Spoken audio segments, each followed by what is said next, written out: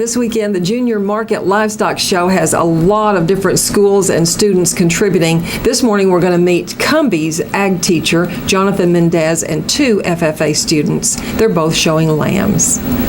We have about 30 students.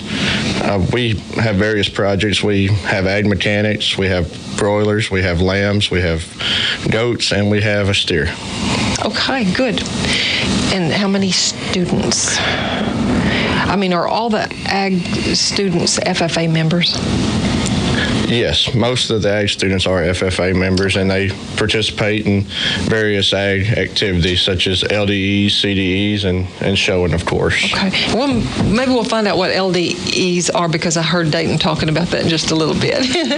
Yeah. But is it a leadership? Yes, LDEs stand for Leadership Development Events, and Dayton here is one of our prize possessions here on this subject, because he was our creed speaker, and he did well. Well, tell him what you did, Dayton. Yes, do. I ended up getting first at our district contest, and then we went on to area, and I got second. And then we went on to state, and I didn't make it in the top 10, but still being in the top 20 out of 690 plus green hands in Texas was very important to me. So It's been a good year. Tell us about what is Green Hand or Green Hand Creed. Well, Green Hand is the first year you're an FFA member, like an official FFA member, not junior member. And the creed is, it's hard to explain. It's like our most basic set of ideals as FFA members, and it's everything we believe in, and it's 5 paragraphs. You have to publicly speak to a judge, and they judge you on it. So you have to memorize this? Yes, you have to memorize the 5 paragraphs. Okay. Do you think that people later in life, after they have remembered that Green Hand Creed, that they still have it, like they can still come up with it and it still means something to them? Oh yes, I've said this creed over 500 times, and I know I'll memorize it in the future, and I'll always have it back there in my mind. Well, we've seen some good things from you, Dayton Wood, this year already so far in FFA. We want to talk to Brandy Walker. So, Brandy, get that microphone right there. Brandy's with us, too, this morning in the blue jacket, and just looks great. Thank you. Tell me how you came to be an FFA, or how you wanted to. Well, my brother was an FFA member, and I wanted to, keep it going, I guess, in my family. And then my ag teacher was like, why don't you become an FFA officer? And I said, sure, why not? I'll throw my hat out there, and maybe I'll make it into an officer. And luckily, we had just enough people, so everyone got a spot, and I became treasurer. Okay, so you're treasurer of the club. And are you also showing livestock? Yes, I'm showing livestock in enola, and I will also be showing in the Dairy Classic. Okay, and that will be later in the spring? Yes, it will be in June. Okay, all right. Because our Junior Market Livestock Show does not have a dairy portion. No. Okay, all right. And Dayton, I didn't ask you about your livestock project. I'll be showing later tonight. I'll be showing market goats and market lambs, and then tomorrow I'm going to help out with some broilers. Okay. Now, at San Antonio, or was it Fort Worth? Fort Worth. Yeah, you got a pretty good win there with your lamb, is that right? With my goat, I went in and I got 6 out of 100 plus people in senior showmanship, and that's really exciting, especially at a big show like Fort Worth. Yeah. Well, are you a freshman? Yes. Okay, that's what I thought I had heard. Well, we're looking forward to lots more time with you through the next few years of your high school career in FFA. But please tell us, for those of us who don't really know, the showmanship portion, when you and your animal are out there in the ring with the judge, you're really being judged. Yeah, I'm the one being judged. Showmanship is the most important, because you have to make your animal look the best it can be. And not just grooming before you got in the ring. How do you make the animal look its best? Well, you're going to have to see me show for me to explain it. Okay. All right. Well, there will be plenty of opportunity starting this afternoon. So when will be lamb and goat showmanship? Well, the lamb show starts at 4, and then I think showmanship is first, and then all the market classes, and then the goat show is immediately after all that. Okay, great. Now, Brandy, what is it you're showing? I'm showing a lamb. Okay, so you'll be active today as Yes. well. And some of the other FFA members in your club, some have pigs and other things? Yes. Okay. Anybody? We have one heifer, did you say? One steer. One steer, okay. Bring the mic there. Jonathan, we're going to ask you a little bit more about your club and the youngsters and the projects. You have one steer. Yes, I have one steer. That's going to be shown by Hunter Cash. Okay. Then I have 7 pens of broilers, which will be shown by Ryan Pullen, Lacey Jacobs, Misty Taylor, Bethany Taylor. Uh-oh, we went blank with one name. Harley McLary and Ethan McLary and Zach Owens. Okay, well, I know that's a fear because that happens to me sometimes, but thank goodness you had your prompters here. Yes. What does it take on your part to get them ready for show? Well, on our part, we have to come in, we have to monitor the animal, we have to check its environment. One of the main things in raising an animal is its environment. You know, regardless, if that animal doesn't have space, it's not going to grow. If it doesn't have, broilers don't have the right temperature in the beginning, they're not going to grow. It's all about how you monitor the animal. So our job is to come in, for the most part, is we have to get that animal to a weight, to a size, before it can be shown. So we monitor the animal. Then when it comes down time to it, we're either clipping or cleaning or whatnot, trying to get it ready. Okay. Well, I know the extension agent can help out some, and the NETLA president can help out some, or someone in the organization there, as far as kind of monitoring how that animal is coming along. But when it's the day-to-day thing, of course, the youngsters are the ones who are doing the feeding and grooming and exercise. But I didn't know the part that the ag teacher actually plays. Yes, we're there as, like I said, to monitor and help them out in any way we can, and we act as an advisor,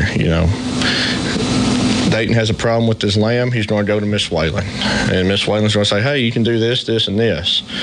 Or somebody's got a problem with their pig or their broilers or their steer, they can come to me and I'll try and help them out the best I can.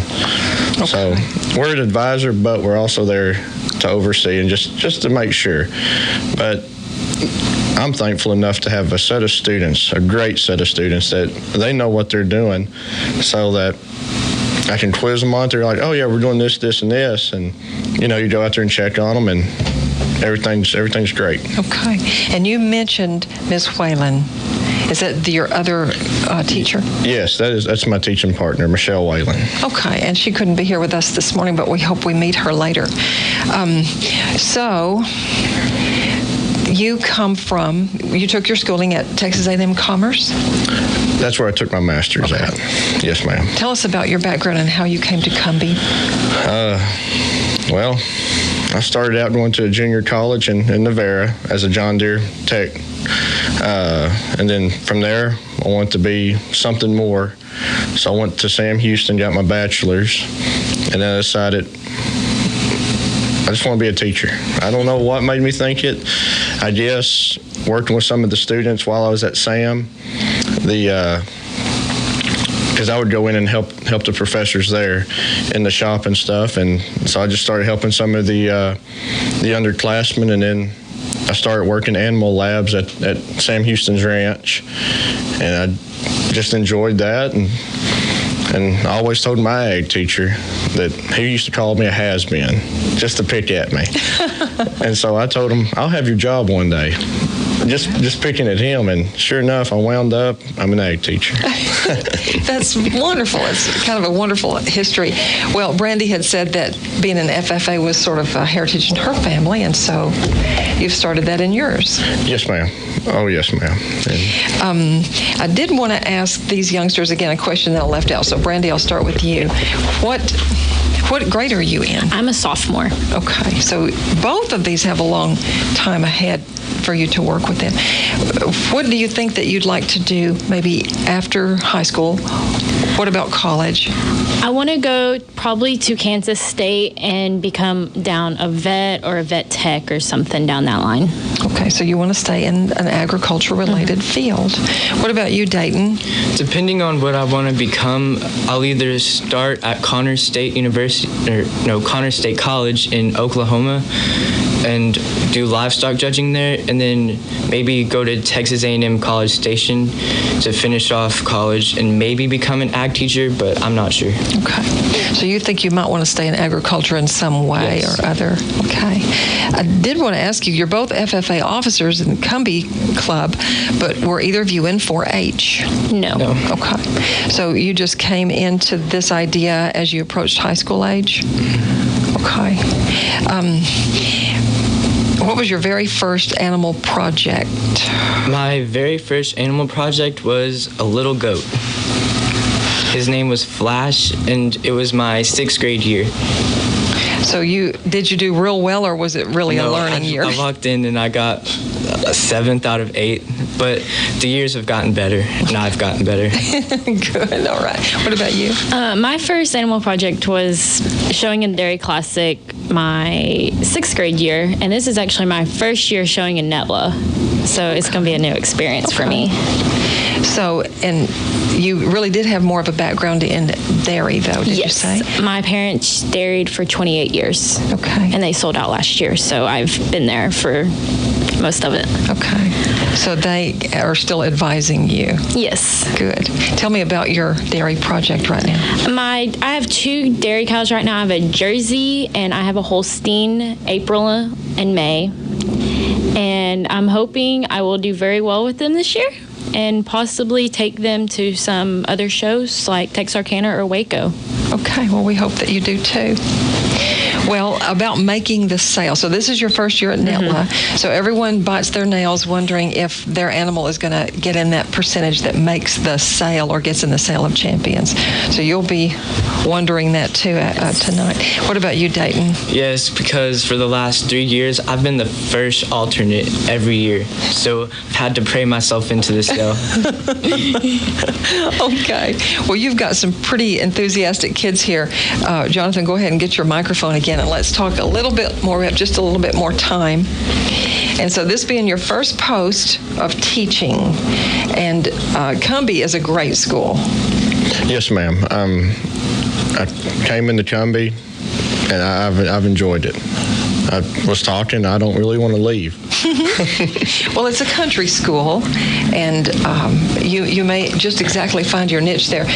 Over the county, throughout the county, we've had a turnover in ag teachers in the past 2 years for just retirement purposes and people, moving on to another school. And I find that we've met several of the newer ones this year as we're coming together for the Junior Market Livestock Show. But were you raised in a small town? Yes, ma'am. I was raised in Ladonia, Honey Grove area, so I'm pretty local, and we have our little ranch out there, and so I look to stay in this area. Okay. Well, we hope that you do. What about taking kids to some of the bigger shows? Do you hope to get to do that, or were you along with Dayton? My teaching partner was along with Dayton. Okay. Next year, I'll be probably taking a couple heifers to some of the major shows, along with several AgMech projects. What sort of projects will the Ag Mechanics group be working on this year? This year we showed a lamb supply rack that Randy was on a team with. We showed a smoker trailer and a little bumper pull tilt trailer. Next year we'll probably come in. We're going to do about a 20-foot low boy bumper pull, and who knows from there. It's just whatever comes in. All right. Sounds wonderful. Well, we'll be looking for you too at the showmanship today. Was it after 3 o'clock? Is that right? The show starts at 4, and I think it's junior showmanship first. Okay. Look for you there. We'll look for you, Jonathan, all around. And yes, some more Cumby kids and some more of those lovely blue jackets. We wish you lots of luck in the show this weekend. Thank you. Thank you for coming in. Thanks for having us.